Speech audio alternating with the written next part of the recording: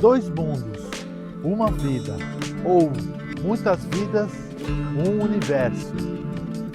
A realidade que vivemos é a única que existe para se viver? E os bens materiais? É errado usufruir deles? Qual o nível da nossa ignorância? Como você ia cuidar desse planeta? Sabendo que você vai usá-lo no século que vem, por exemplo. Como seria o nosso relacionamento com as pessoas, sabendo que a gente vai de novo encarar algum inimigo? Imagina se todo mundo tivesse consciência, a verdade de que o ser humano é, acima de tudo, um espírito imortal.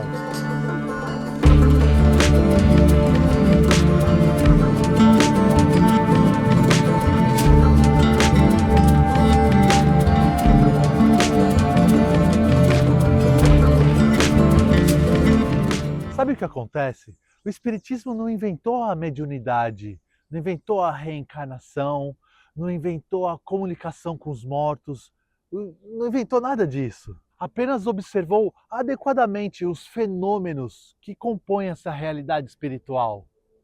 Então propôs novos termos para caracterizar alguns aspectos e deduziu dos fatos toda essa estrutura doutrinária.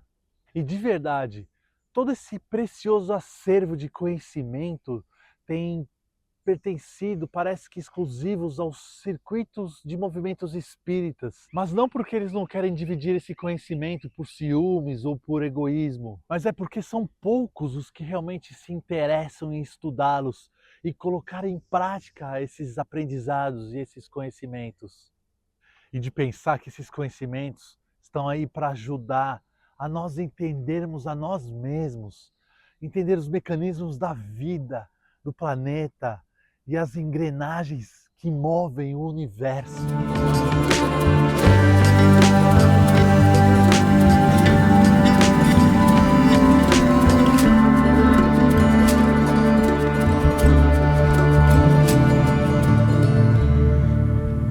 Vamos lá.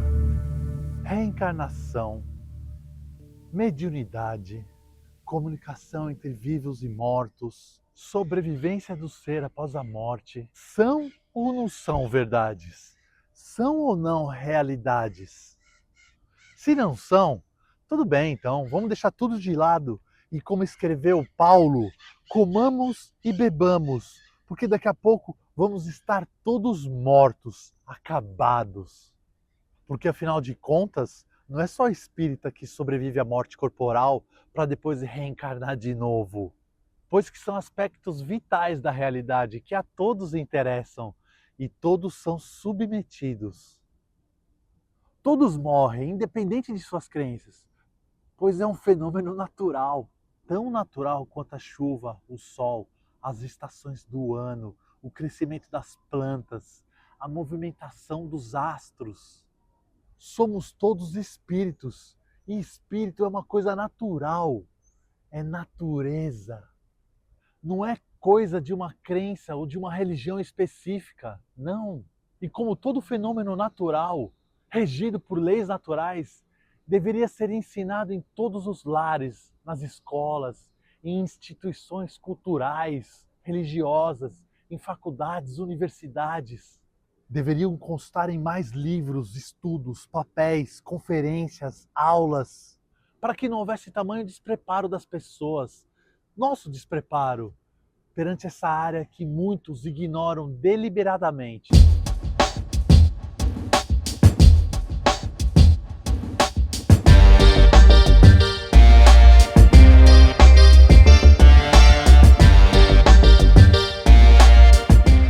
Imagina se todo mundo tivesse consciência, tivesse contato com os fatos comprovados de alguns espíritos que passaram para o lado de lá e trazem as suas impressões, seus testemunhos, a sua experiência, para a gente poder conhecer aqui como que acontecem as coisas. Testemunhos de espíritos que já cruzaram a linha da morte e voltaram através de médiuns para contar as suas experiências e as suas impressões. Imagina como seria o mundo se todo mundo tivesse consciência de que vamos usar ele de novo daqui a uns 100 anos. Como que você ia deixar esse planeta? Como você ia cuidar desse planeta? Sabendo que você vai usá-lo no século que vem, assim como você já usou no século passado. Como seria o tratamento com o planeta, sabendo que quando voltarmos aqui, podemos enfrentar uma grande crise hídrica? Imagina, onde a água é o bem mais precioso, muito mais do que o ouro.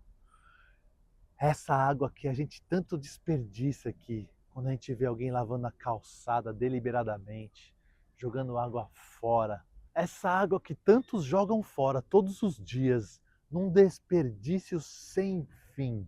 Quem sabe não é um motivo de uma crise hídrica, esse desperdício todo que a gente tem. E como nada é à toa, tudo é aprendizado, provavelmente se isso acontecer, é para a gente aprender a valorizar um dos maiores bens, a água. Como seria o nosso relacionamento com as pessoas, sabendo que a gente vai de novo encarar algum inimigo, algum verdugo ou alguma vítima que a gente fez? Mas em outras condições, não como acontece hoje. E quiçá condições amorosas, talvez condições de estar encaixado até dentro da mesma família, como pais e filhos ou até como irmãos, num ambiente familiar, embaixo do mesmo teto. Como seriam os nossos relacionamentos a partir dessa consciência?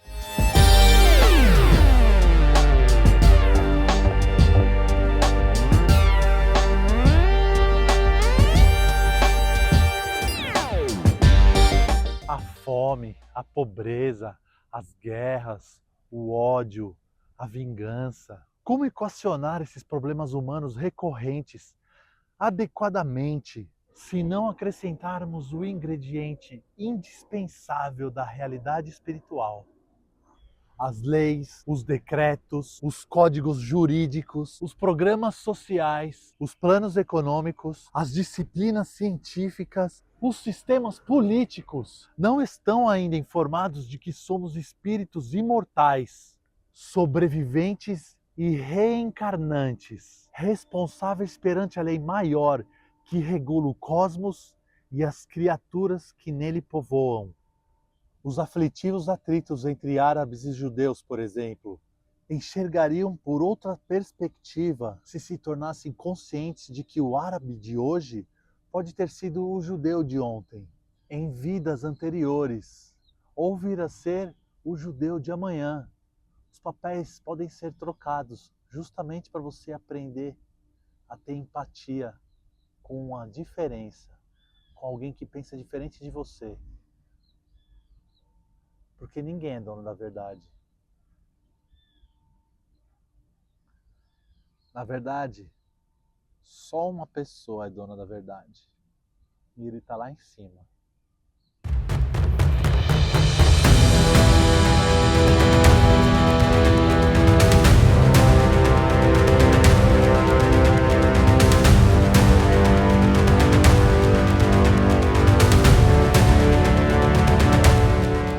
Aquele que busca o enriquecimento a qualquer custo social ou ético, precisa saber que está sujeito a severos ajustes perante as leis divinas. Quando ele retornar ao mundo numa existência de privações e carências.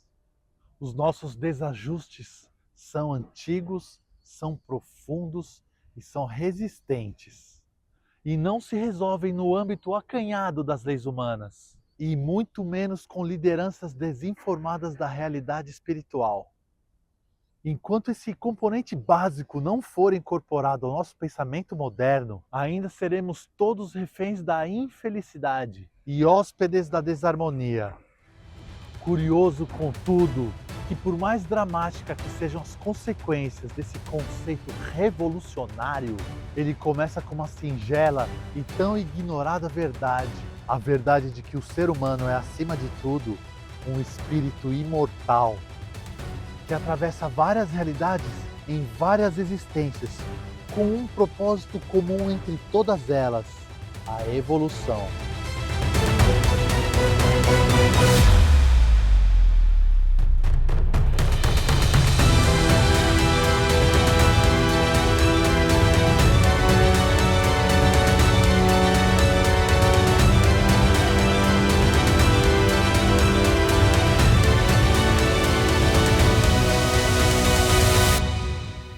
Gente, já é de conhecimento comum a terapia de vidas passadas, relatos de pessoas que conhecem lugares e costumes que nada tem a ver com o seu momento atual, mesmo apesar de nunca ter conhecido nessa vida tais lugares. Crianças que se reconhecem sendo outras pessoas do passado. E o mais impressionante, dizendo só o que as próprias pessoas saberiam, ou quem conhece profundamente as histórias delas saberiam dizer.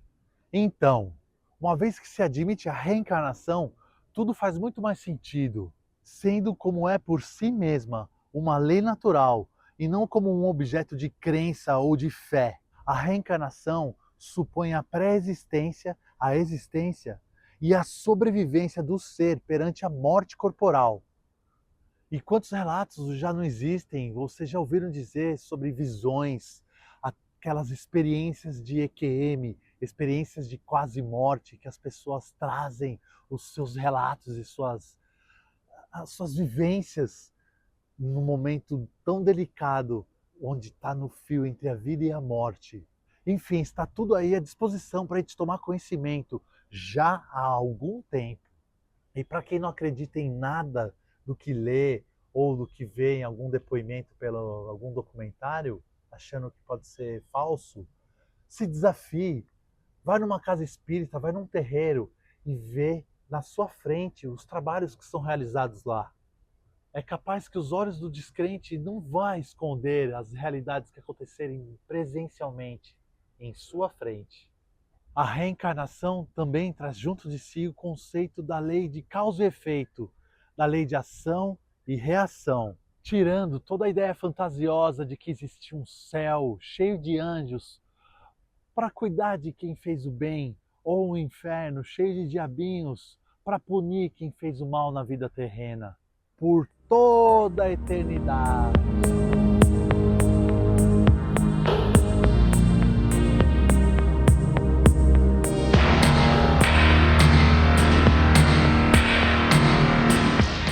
Os verdadeiros amigos espirituais costumam ser muito discretos e se revelam mais interessados em nos orientar no comportamento ético do que como decidir sobre as inúmeras situações que se apresentam durante a nossa existência. Nota-se da parte deles um cuidado muito grande em não interferir no exercício do nosso próprio livre-arbítrio, até porque eles não têm autorização nem permissão disso. Temos que aprender a tomar decisões. Estamos aqui para isso, para assumir o ônus dos erros cometidos e também para ter o mérito dos acertos. Viver é fazer escolhas entre numerosas opções que se colocam a cada momento diante de nós. Outro aspecto a se considerar é que o destino de cada um de nós não está fatalisticamente determinado. Trazemos ao renascer um plano de trabalho, projetos a desenvolver, tarefas a cumprir, retificações a promover, e a gente pode ter um bom índice de êxito. Podemos cumprir parcialmente o programa, realizarmos ele todo ou simplesmente nada. E em vez de nos resgatarmos de erros anteriores, podemos acrescentar mais erros na carga que já trazemos do passado. Seja como for, o rumo de nossa vida na Terra depende do comportamento de cada um. Muitos dos que vêm na carne com pesados débitos de outras vidas resgatam-se pelo devotamento ao bem e ao próximo, sem maiores aflições. Porque a lei divina não é punitiva, é educativa. Por isso diz Pedro em sua epístola que o amor cobre uma multidão de pecados.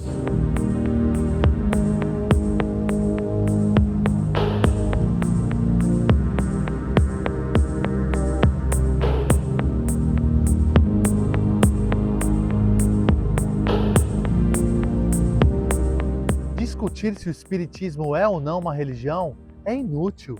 Temos a ideia de que Cristo não fundou uma religião.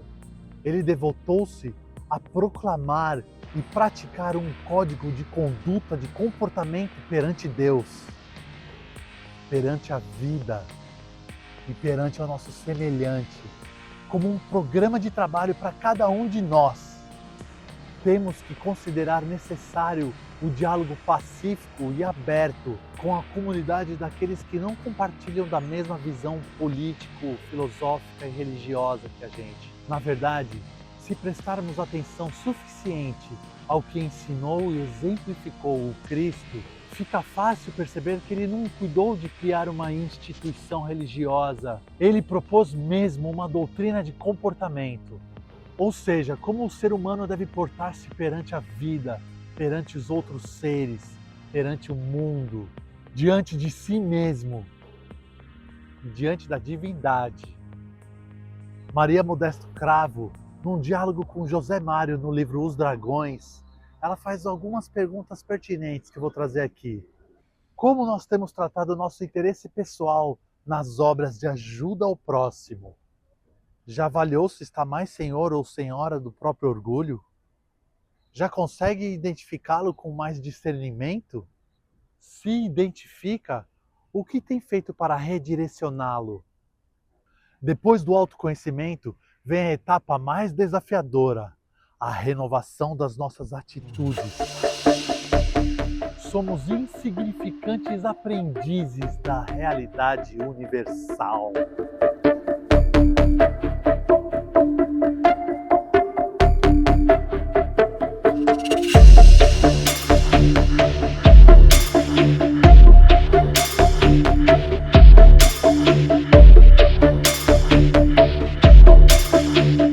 Olha, eu não quero ser chato aqui, mas eu concordo com o Hermínio de Miranda quando ele diz que há dois tipos de ignorância: aquela que não sabe e aquela que não quer saber.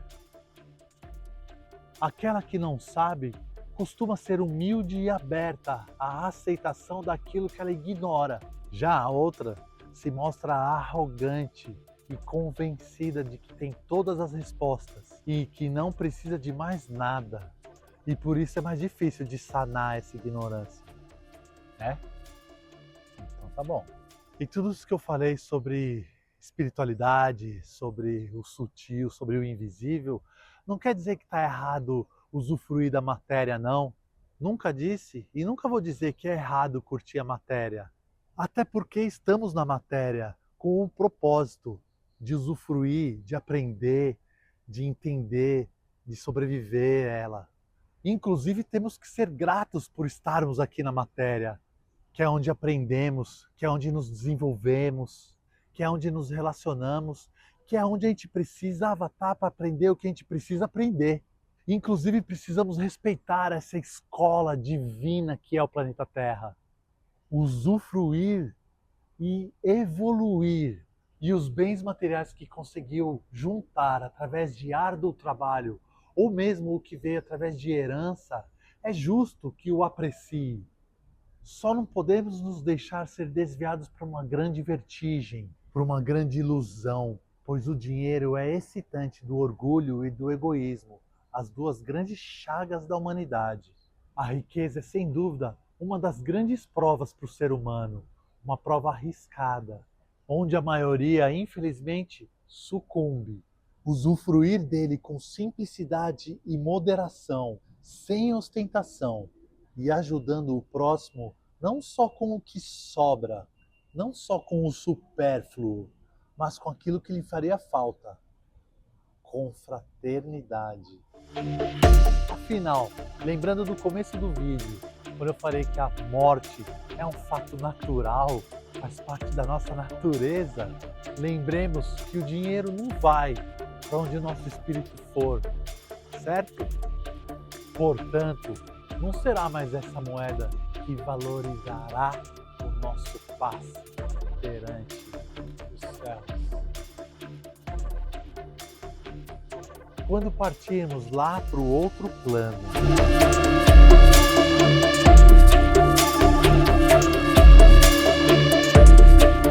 vamos fugir da ignorância das realidades que nos cercam, fugir daquilo que nos quer acomodados com o status quo injusto, polarizado, dominado pelas trevas. Vamos sair dessa estática. nosso apego aos bens terrenos é um dos mais fortes entraves para o nosso adiantamento moral e espiritual. E quem disse isso foi Lacordaire, no Evangelho segundo o Espiritismo. Quanto mais bens, mais ficamos presos. Então vamos exercitar. Estou aqui com os pés na terra, mas com a consciência no Espírito.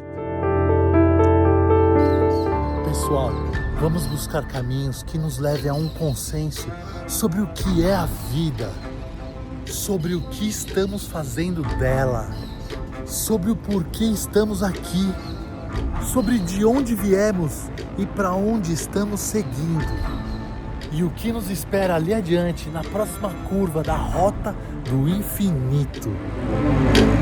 Topa buscar nos conhecer, buscar nos desenvolver, buscar nos aprimorar, não sobre ninguém, mas sobre nós mesmos. E você, já tem consciência do que deve mudar aí dentro? Ou prefere a inconsciência cômoda da ignorância?